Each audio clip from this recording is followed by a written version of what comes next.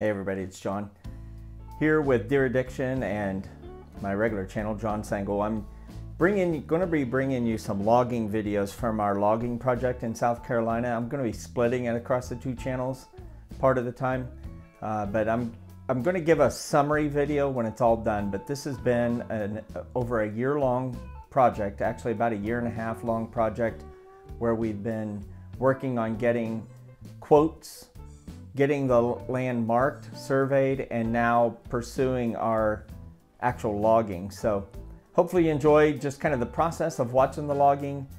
As we progress, we got about another month and a half of this to go, and then I'm going to present what the final numbers were. So I'm going to be open about everything we sold, what we made, and how it goes. But for now, enjoy our logging video. This is the logging deck where they've been working. They pulled their equipment due to 4 inches of rain that was coming in.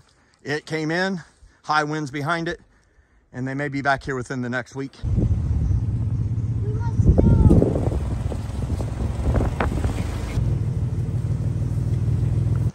And they have been clearing. Jeez. This is a step down plateau. And boy, have they been working. And you can see these trees. You can see over here, the trees I've marked, they've kept them.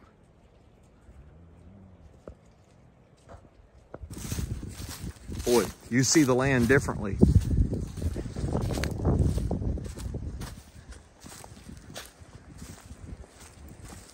And he's leaving some that I didn't mark, which I like. He left me a red oak right here. I marked this one right here, but I didn't mark that one, and he left it for me. He left another really nice one up there. I really like this example here. He left a really nice red oak for us, unmarked.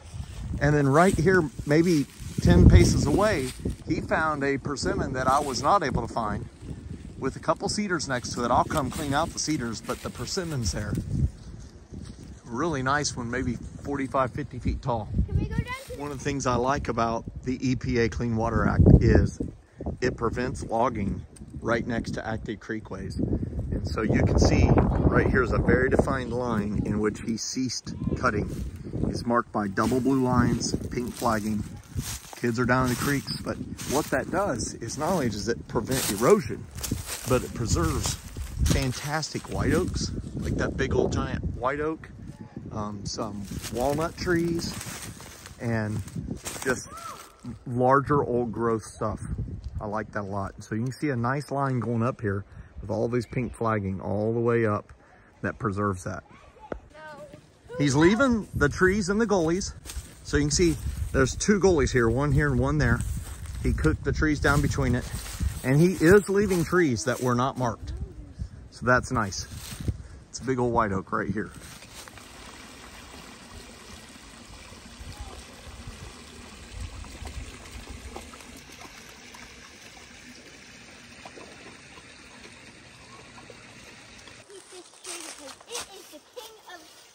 So it's a big giant beech, but when Maggie says she wants it, well, I guess we keep it. Due to 4 inches of rain that was coming in, it came in, high winds behind it, and they may be back here within the next week. Look. We had approximately 3.5, 4 inches of rain come in, followed by wind gusts, they said, of 50 to 60 miles an hour. I was really worried about the select cut trees. You know, they don't have their friends and family next to them anymore.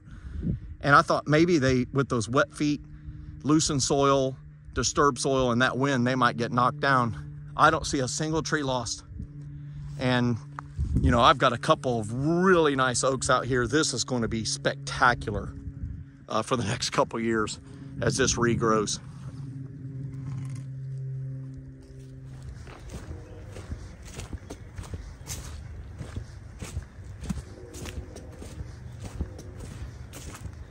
This is me on the old dirt bike trail coming up here, where you can see, you know, that's a little red oak right here in the center of the picture. can't quite tell what that one is in the center of the picture. Got a nice little canopy. This is a little white oak. Kept a cedar. I'll be bringing the chainsaw to that one, but that's got a persimmon next to it. In general, cutting it 4 to 6 inches up, just hammering it, taking most of the limbs.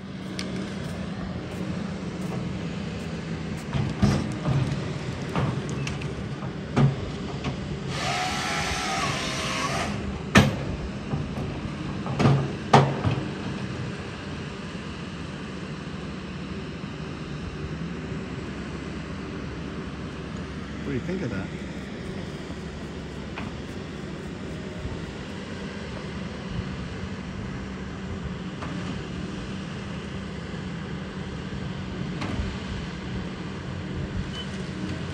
I'll pick up 3 of them. He ain't wasting time. He knows what he's doing. Incredible.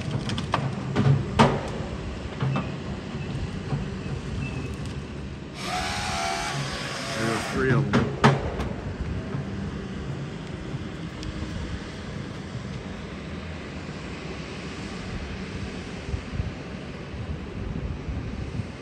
Pretty amazing. Stacked up some hardwoods here. I don't know if they'll chip those or if those are going for lumber.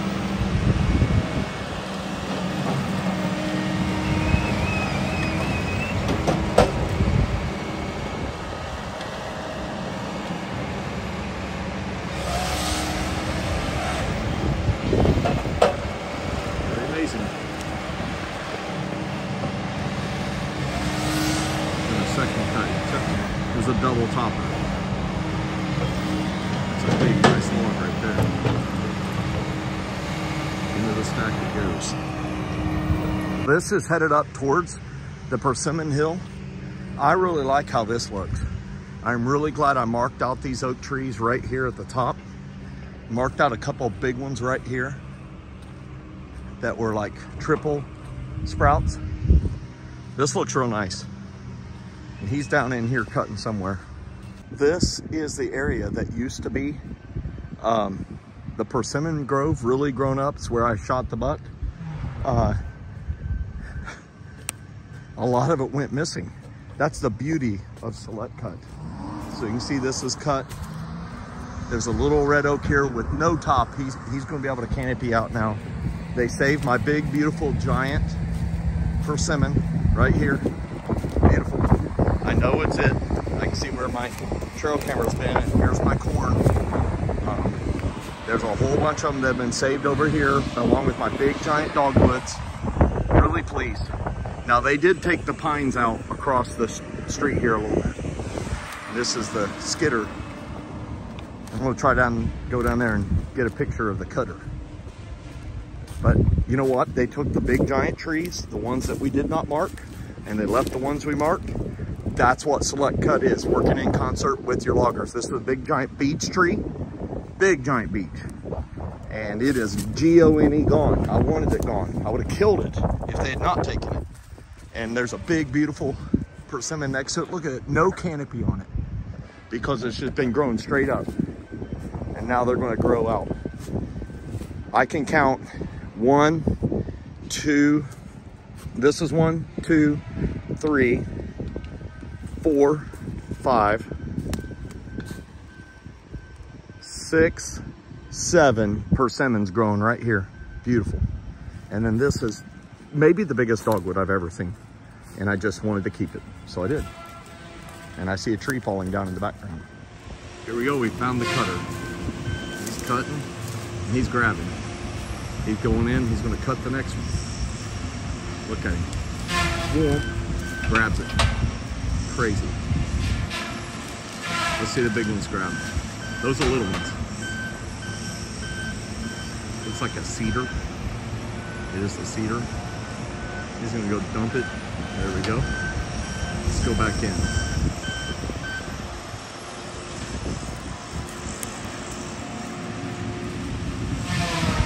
That's a big one. Can you see that? He's gonna go get the next one. See that? Oh yeah. He's just grabbing them. 3 trees that were growing happily, now cut, gonna go become paper and timber for human consumption and a renewable resource. In 23 years we can replace. Pretty amazing. That's awesome. Look at him just waving her around. And then he lays them down.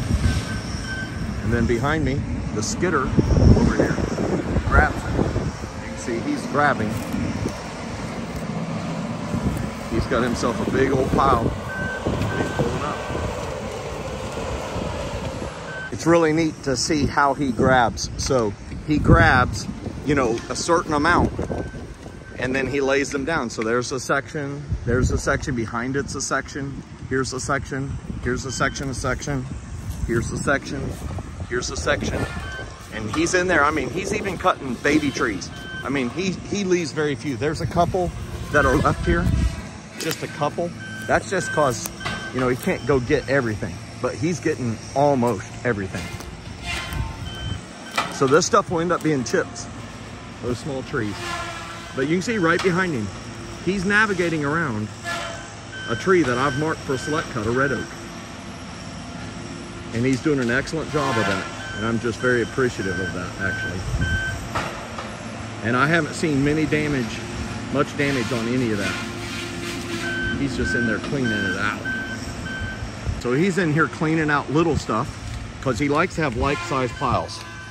So, you know, so they don't have to do much sorting at the yard. So he's just grabbed a whole big pile of immature understory growth, cedars, sweet gums, juvenile pine, juvenile oak. And here he goes. He's just blowing it out the door, taking everything in his path. And I love that grabber. That grabber is amazing. In the front there, do you see that grabber? It's open, then it clamps around right here on the front. Now he's going to go lay all that down. Now he's going to come back and he's probably going to get big stuff. Here he goes. Boom, big pine. Nope, more underbrush.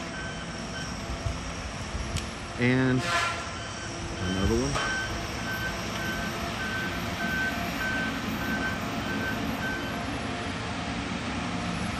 The clamp opened up, grabs it as he backs up, opens it up, moves forward. That must be tied to the direction that he's going. Amazing how one gathers in, the other holds in place. That's awesome.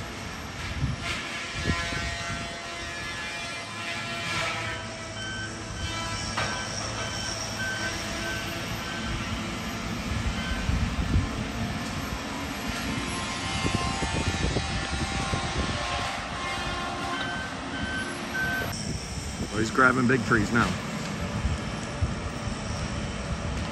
Mature pines. Grabbing them, scooping them up. This guy has done this once or 1,000 times. Lays them down. Perfect. Oh, you can smell the pine. I wish you could smell that yellow pine. There goes a big pine. Beautiful pine. Renewable resource, be replanted within a year and a half. Doing a select cut, keeping a lot of hardwoods.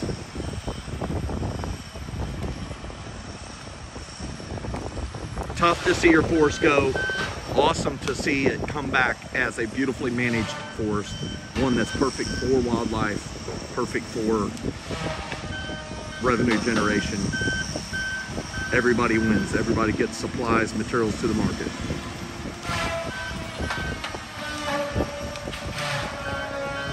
Look at that bunch.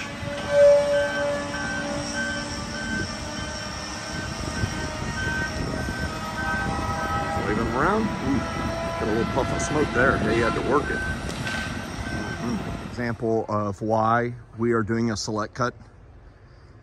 All of this was naturally regenerative growth. Pines primarily, some hardwoods. And it is so thick that none of them are really prospering. I mean, they're so close, one after another, after another. I mean, look how close they came up.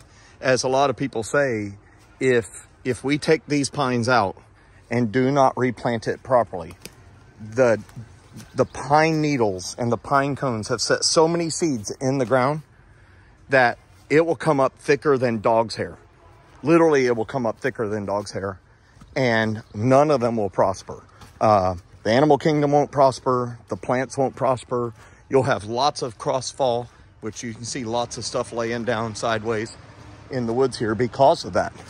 And so the goal is to clear it out and get us in a position where we can do a great replant of hardwoods, food plots, and softwoods, pine, probably loblolly, yellow pine here in South Carolina is an excellent crop.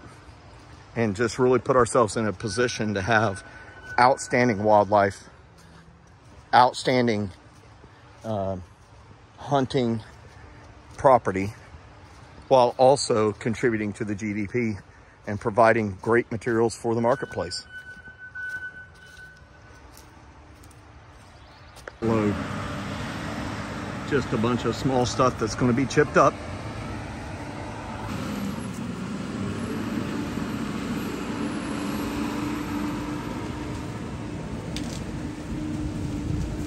That's all going to get chipped. And that's the beauty of the logging crew we have. They chip. And that will go to pellets, maybe for your Rectech or Traeger grill. Otherwise, that would just go on the forest floor and rot. And it would be a jumbled mess. Instead, it's a big broom, really, as he drives it back to the yard where the chipper is. Well, it's late February. That's the end of this particular logging video. We will bring you more as we get some more video, but we're hoping to have this all wrapped up before the opening of turkey season, which is April 1st in South Carolina. Hope you enjoyed the video. Click that like button if you did. Thanks.